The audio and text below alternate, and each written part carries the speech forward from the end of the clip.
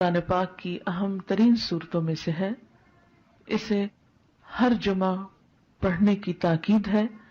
جو شخص اسے ہر جمعہ کے روز پڑھے اس کے بارے میں نبی صلی اللہ علیہ وسلم نے فرمایا کہ جو جمعہ کے دن اس کی تلاوت کرے گا تو آئندہ جمعے تک اس کے لیے ایک خاص نور کی روشنی رہے گی، یعنی اللہ تعالیٰ اسے اپنی طرف سے ایک خاص روشنی عطا کریں گے.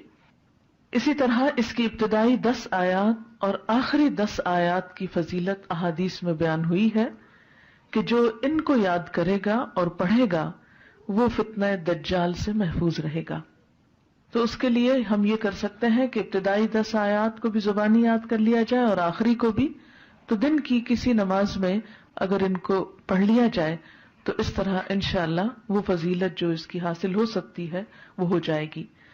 حضرت عائشہ رضی اللہ عنہا کی روایت سے حدیث میں آیا ہے، اور یہ حدیث بھی ضعیف جداً ہے، صرف ضعیف نہیں بلکہ ضعیف بھی بہت زیادہ ضعیف ہے، لیکن اس کا آخری حصہ جو ہے وہ صحیح مسلم میں آیا ہے، وہ میں وہاں آپ کو بیان کر دوں گی. رسول اللہ صلی اللہ علیہ وسلم نے فرمایا، کیا میں تمہیں ایسی صورت نہ بتاؤں جس کی عظمت نے زمین و آسمان کو بھر دیا ہے، اور اس کے لکھنے والے کے لیے بھی اتنا ہی اجر ہے، اور جو اس کو جمعہ کے دن پڑھے تو اس جمعہ سے لے کر جمعہ تک یعنی اگلے جمعہ تک اور 3 دن کے زیادہ بھی گناہ بخش دیے جاتے ہیں.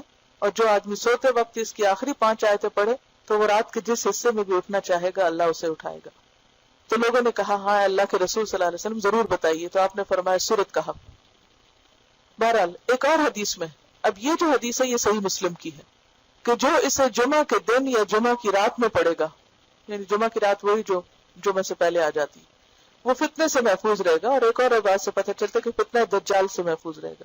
اور اس کی جو پہلی 10 آیتوں سے متعلق حدیث ہے وہ بھی صحیح ہے کہ جو شخص اس کی پہلی 10 آیتیں پڑھے گا، یاد کرے گا، وہ فتنہ دجال سے محفوظ رہے گا. اسی طرح اس کے پڑھنے سے گھر میں سکینت اور برکت نازل ہوتی ہے. ایک مرتبہ ایک صحابی نے سورہ کہف پڑھی. گھر میں ایک جانور بھی تھا، وہ بدکنا شروع ہو گیا. انہوں نے غور سے دیکھا کہ کیا بات ہے، یعنی میں قرآن پڑھ رہا ہوں اور قرآن پڑھنے سے تو ظاہر ہے سکون نازل ہوتا ہے، یہ جانور کو کیا ہو گیا جو اچھل کود کر رہا ہے. تو انہیں ایک بادل نظر آیا جس نے انہیں ڈھانپ رکھا تھا. صحابی نے اس واقعے کا ذکر حضور اکرم صلی اللہ علیہ وسلم سے کیا تو آپ صلی اللہ علیہ وسلم نے فرمایا، اسے پڑھا کرو، قرآن پڑھتے وقت سکینت نازل ہوتی ہے. ہمارے گھرانوں میں سکون کیوں نہیں رہا؟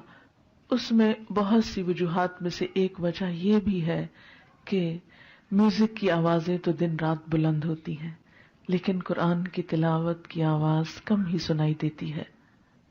اس کے لیے میں یہ سجیسٹ کروں گی کہ ایک تو قرآن پاک کا کچھ نہ کچھ حصہ نماز فجر کے بعد بلند آواز سے تلاوت کیا کریں کہ آپ کے آس پاس کی چیزیں سنیں، آپ کے گھر کے افراد سنیں، در و دیوار سنیں، کیونکہ جہاں جہاں تک قرآن کی آواز جائے گی وہ سب چیزیں آپ کے حق میں گواہ بنے گی.